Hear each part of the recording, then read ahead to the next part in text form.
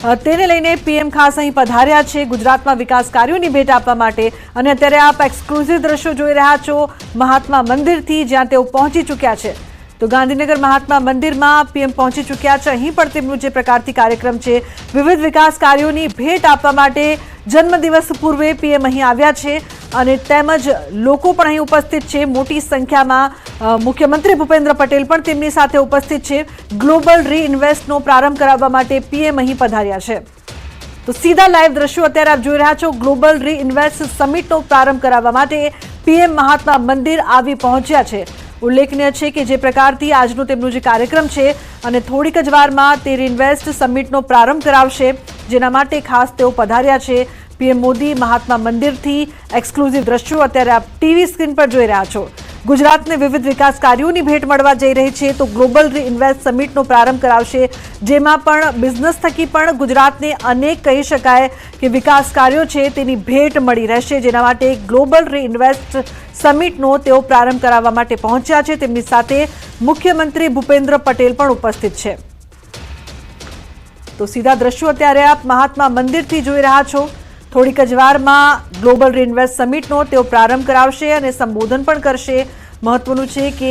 જે પ્રકારથી ગુજરાત છે તે વિકાસમાં હરણફાળ આગળ વધી રહ્યું છે અને એક બાદ એક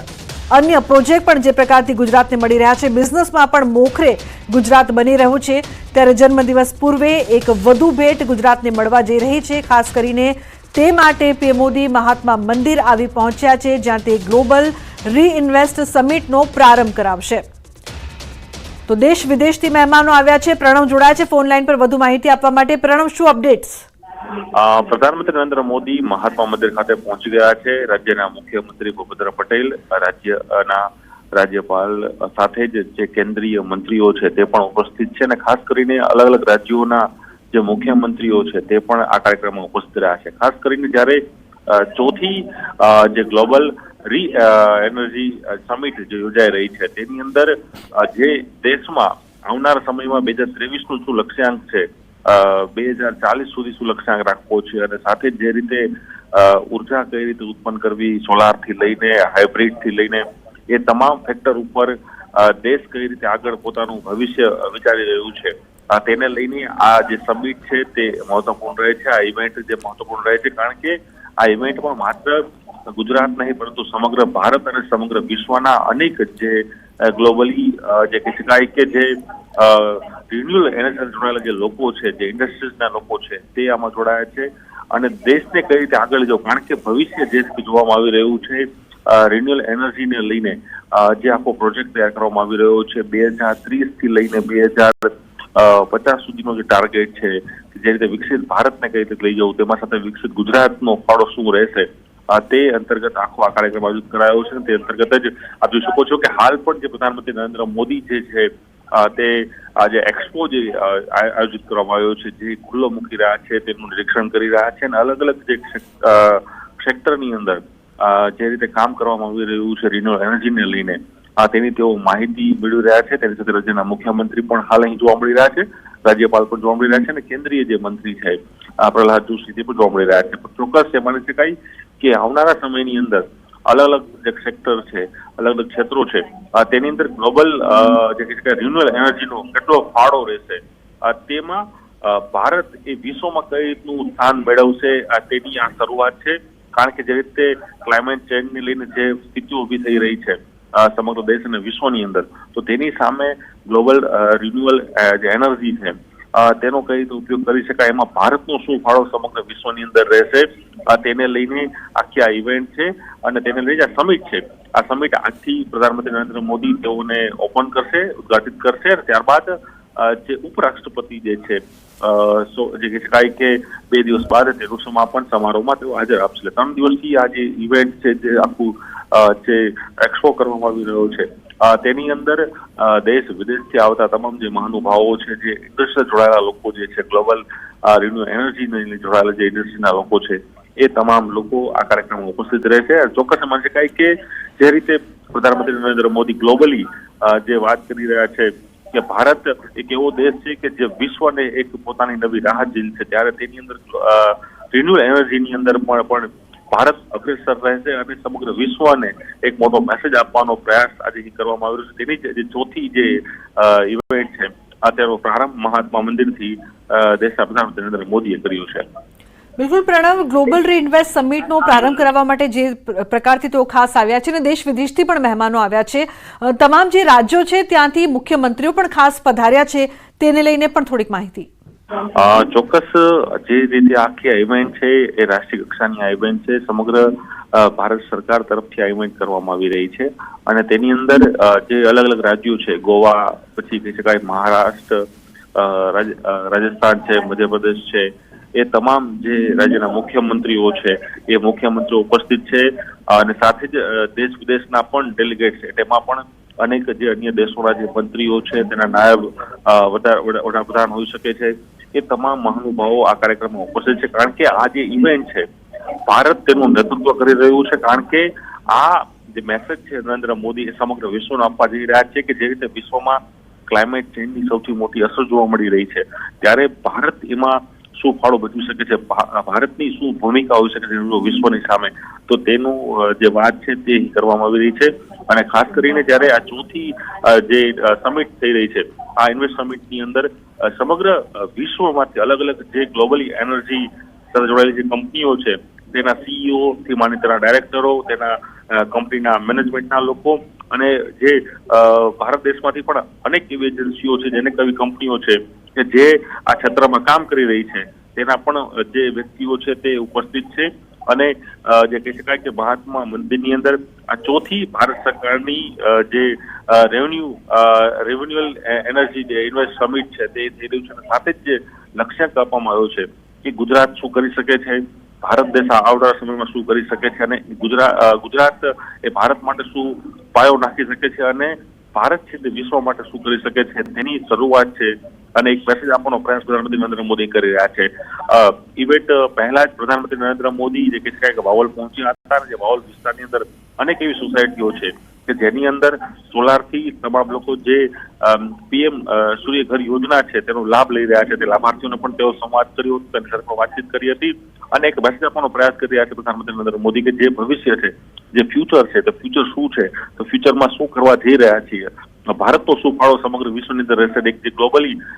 ભારત જે ઇન્ડિયા જે છે તે આગળ આવી રહ્યું છે, તેની સામેનો આ સૌથી જે મોટો પડકાર છે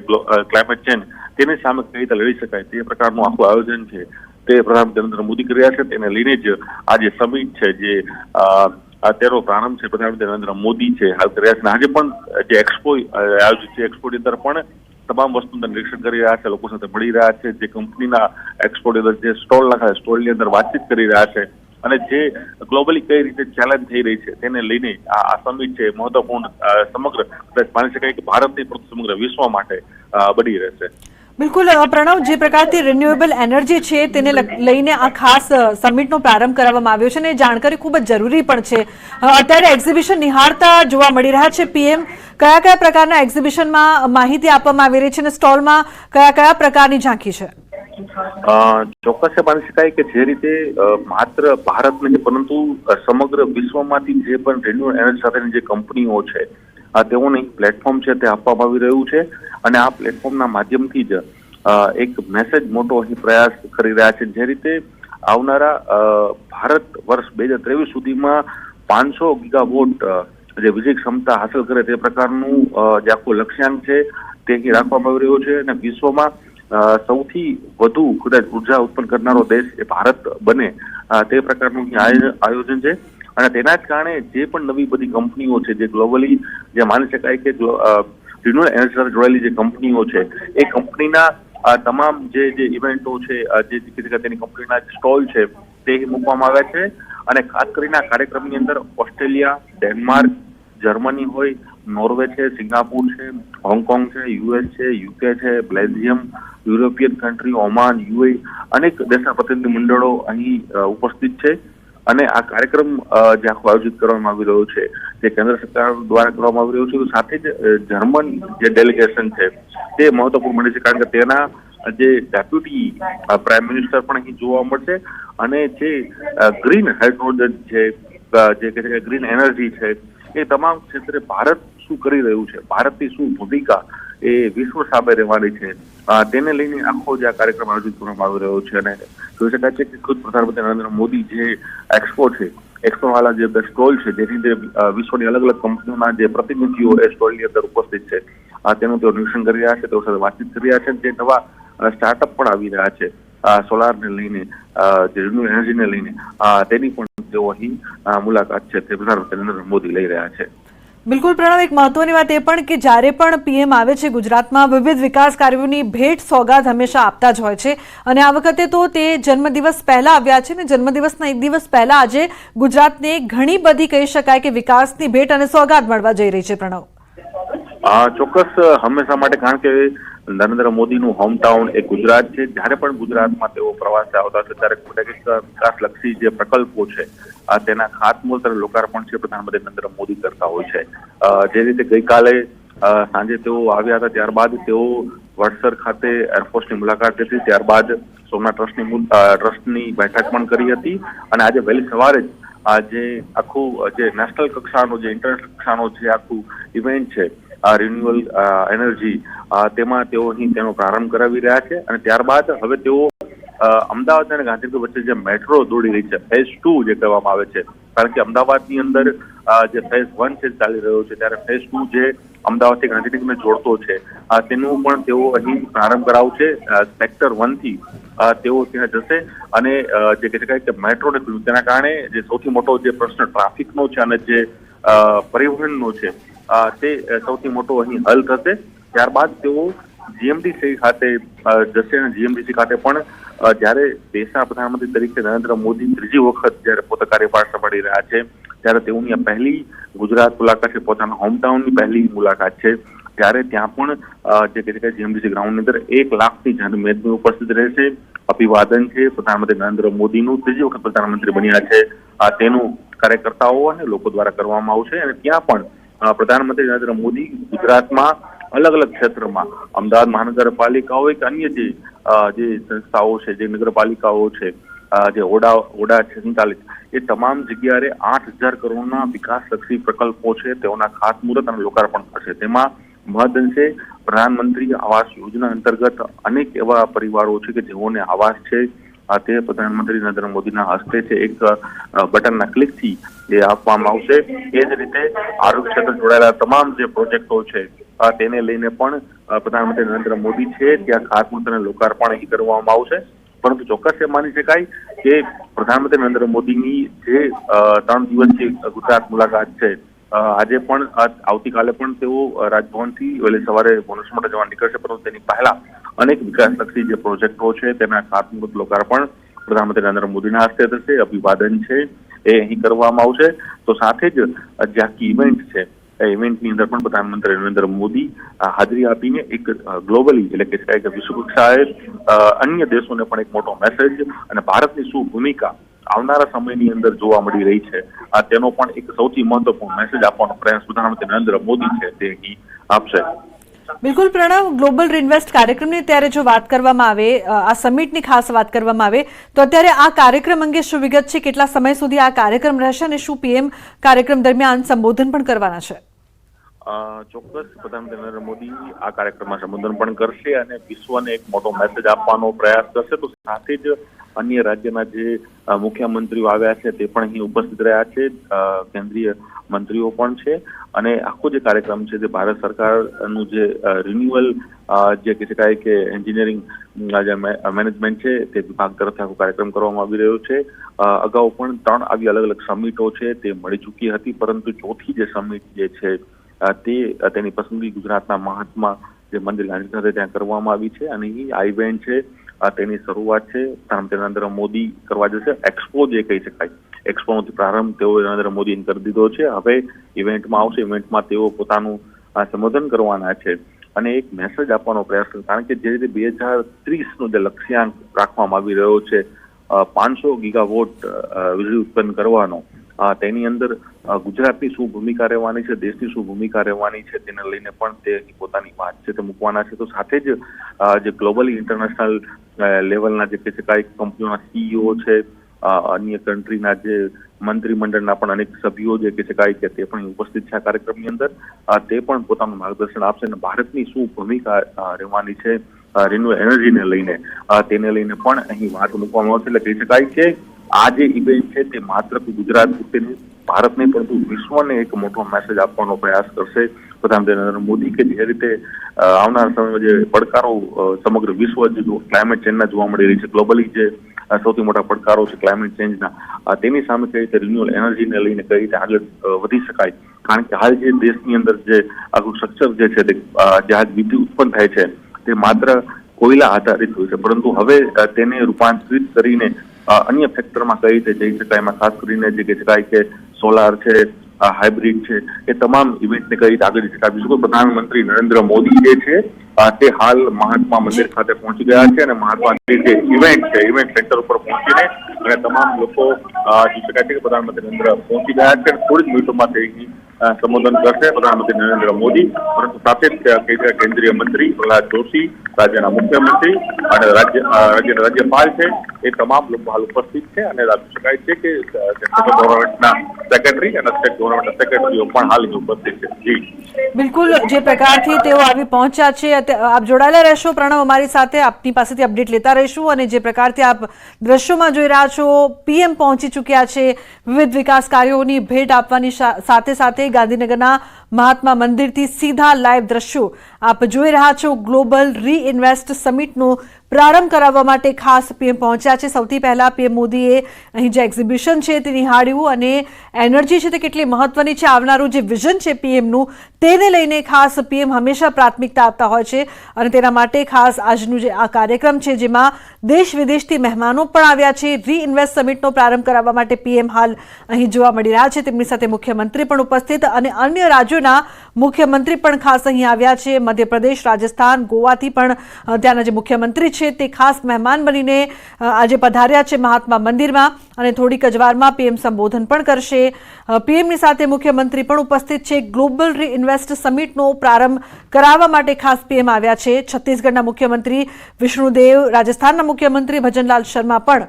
આ કાર્યક્રમના મહેમાન બન્યા છે. તો મધ્યપ્રદેશના મુખ્યમંત્રી મોહન યાદવ પણ ઉપસ્થિત છે. થોડીક જ વારમાં કાર્યક્રમની શરૂઆતની સાથે પીએમ સંબોધન પણ કરશે. હંમેશાથી પીએમનું જે વિઝન રહ્યું છે ખાસ કરીને એનર્જીને લઈને, ઉર્જાને લઈને અને તેના ભાગરૂપે ચોથું આ જે કાર્યક્રમ છે આ કાર્યક્રમમાં એનર્જી અંગે તે વિસ્તૃત જાણકારી આપવાની સાથે આવનારા સમયમાં ગુજરાત કઈ રીતે આગળ વધશે, ન કે ફક્ત ગુજરાત પરંતુ દેશ કઈ રીતે આગળ વધશે